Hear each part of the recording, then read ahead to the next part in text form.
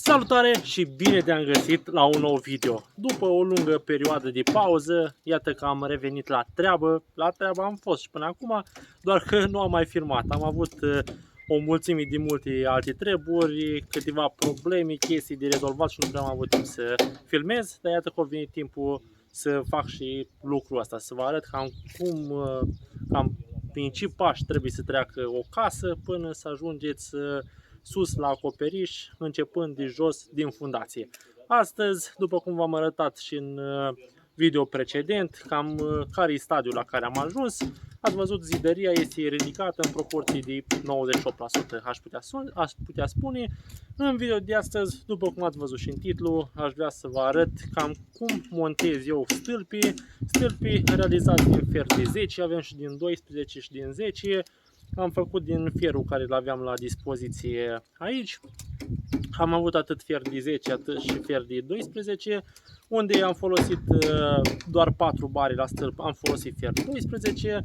La stâlpii care îi avem la terasă în spatele meu, nu știu dacă se pot observa, sunt formați din 8 bare de 10. Cu etrier din fier de 6, obeu de 6, cu dimensiunea de 20 pe 20 de centimetri. Stâlpul, după ce va fi cofrat, după ce va fi turnat, va avea o dimensiune de 25 pe 25 de centimetri. Dar de ce avem etrierul, vă întrebați poate, de doar 20 de centimetri? Pentru că în fiecare laterală trebuie să aibă o așa numită carne de beton, atât în stânga cât și în dreapta, pe fiecare laterală. Deci trebuie să aibă undeva la 2,5 cm de beton. Deci fierul nostru trebuie să fie mai mic cu 2,5 cm în fiecare dintre cele 4 laterale. Așa că așa am realizat și noi stâlpul pentru a avea armătura așa cum trebuie, pentru a lucra fierul așa cum trebuie. Am realizat etrierul de 20 de cm, o să vă arăt imediat, o să-l măsor și o să vă arăt un etrier de 20 de cm. Avem mustățile, după cum le spunem noi, de la stâlp, adică bucata de fier care iese din fundație.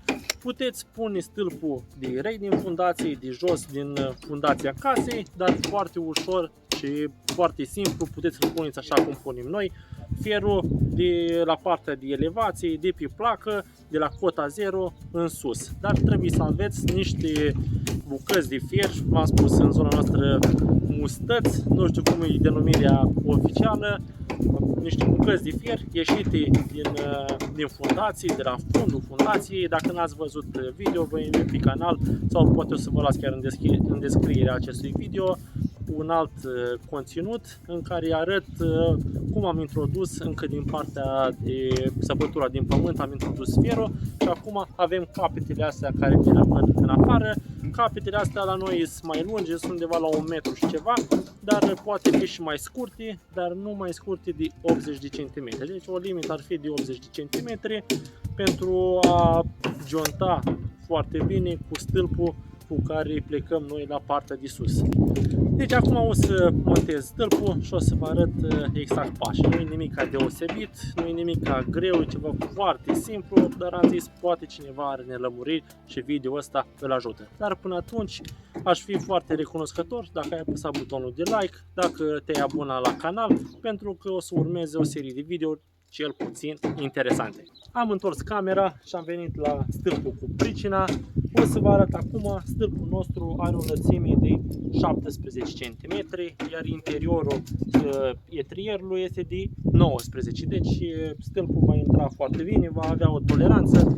Numai bine să putem lega aceste bucăți de fier care vin din fundație, să le legăm de stâlpul nostru, dar invers avem o dimensiune de exact 19 cm. La etrierul nostru de la stâlp vă spuneam că avem un etrier de 20 de cm, dar 20 de cm avem lățimea etrierului. Interiorul este de 19 cm exact.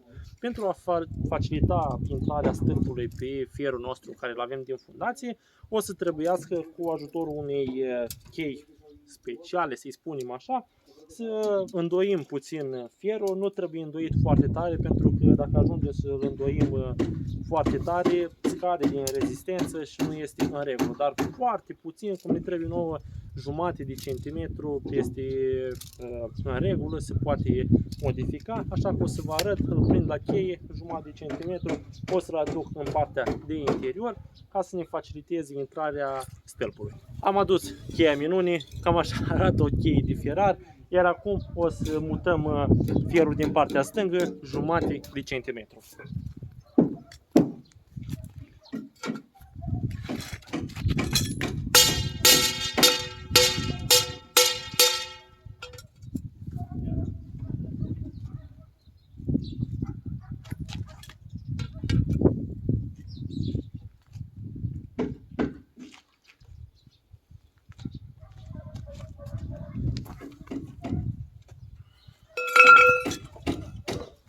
Am mutat stâlpul, în jumătate de centimetru stâlpul, două dintre cele 4 bare, le-am mutat jumătate de centimetru în interior, iar acum cu o bucată de sârmă sau două bucăți, mai bine spus, o să leg fierul, toate 4 bare, o să le leg la grămadă, o să fac ca un buchet din ele,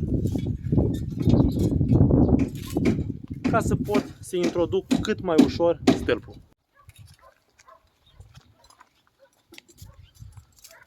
Stâlpul nefiind extraordinar de greu, o să-l bag cu mâna, o să-l ridic, o să-l introduc în cele 4 bare.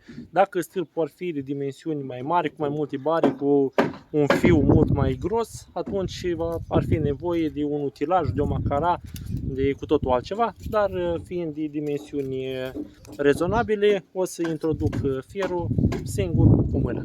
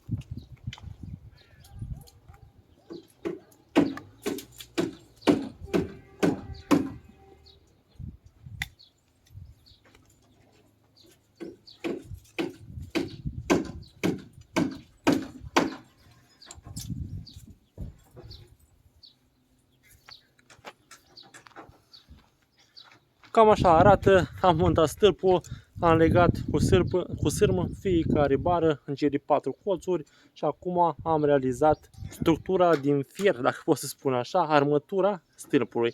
De acum urmează partea, venim cu cofragul, închidem acest cofrag realizat din panouri sau din scândură, dar asta o să vă arăt la moment. Astăzi doar atât partea de introducere a armăturii, iar în următorul video o să vă arăt cum facem cofrajul pentru a putea turna stâlpul. Cam atât din video de astăzi. Nu uita să te abonezi, să apeși clopoțelul. Nu uita, dacă dorești, bineînțeles, să dai un share, să dai un like. Toate astea sunt gratuite. Eu sunt Cătălin, iar până data viitoare, la revedere și spor la treabă!